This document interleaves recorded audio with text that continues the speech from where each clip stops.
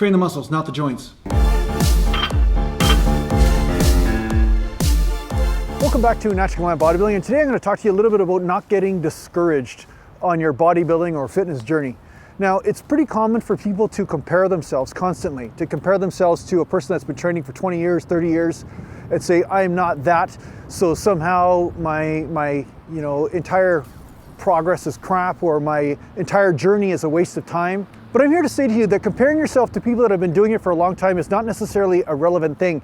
And once again, the basis of this channel is also the fact that everybody has subtle differences in genetics, subtle differences in what they can achieve, and also what techniques are right for them. You may be looking at one person that got results training a certain way, and then you're trying to emulate that by doing the same type of training, but maybe you need to find the training technique that works for you. Maybe there's something different about your body as opposed to theirs. But really what I want to say, and it's based on a comment that was made by somebody that's really frustrated about not making gains right now and not making gains for years in their training.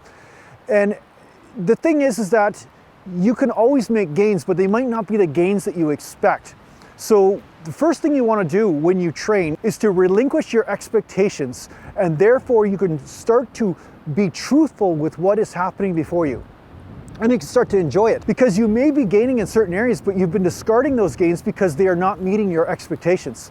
So it's good to discard your expectations first and then see where can you improve. Ask yourself, where can you improve?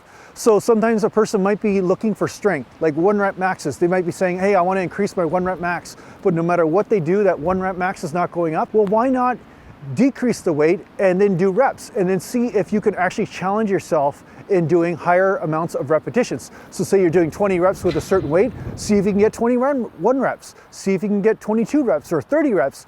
Just start to increase that way, start doing workouts around that. But focus on what you can improve on. Don't focus on what you can't, because it's like a bird flying into a window, right? You've tried over and over again the same technique and you're not getting results. Well, now it's time to change something. It's time to work with something different. So I've been doing super high repetition sets the last few workouts, and I've been enjoying myself, and that's the most important thing. Because if you're enjoying what you're doing, you're not only going to make more gains, but you're going to be happier going to the gym, and that consistency will produce some result. And here's the thing, sometimes some results only happen with certain techniques for periods of time, but then it's time to change. Then it's time to work with a different system. So sometimes the high reps thing, you become a fanatic. You're like, oh, everything's about high reps, everything's about high reps.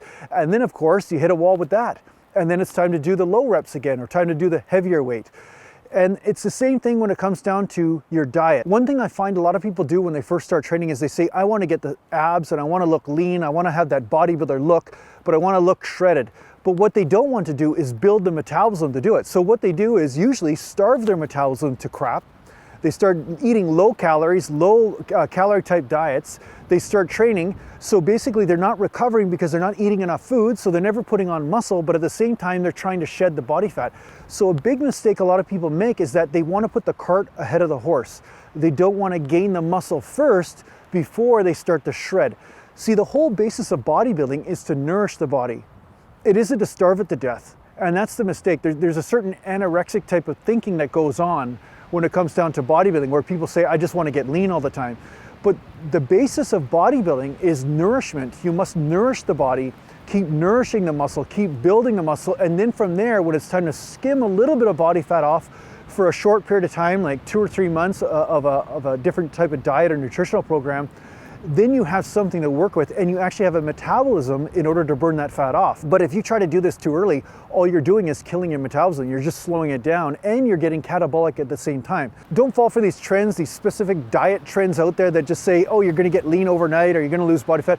Try to put on some muscle first. Learn the science of putting on muscle first, and then from there, you can skim off that body fat. Not only because you have a higher metabolism, but then also when you make changes in your diet, your body will respond in a much more effective way. So I hope this helps you out in your training, and remember, focus on what you can improve on. Don't focus on what you're not improving on. This is just a sign that you need to change something. So thanks a lot for watching. If you need to get hold of me, just go to naturalgallantbodybuilding.com, and thanks a lot to the Patreon supporters, and take care for now.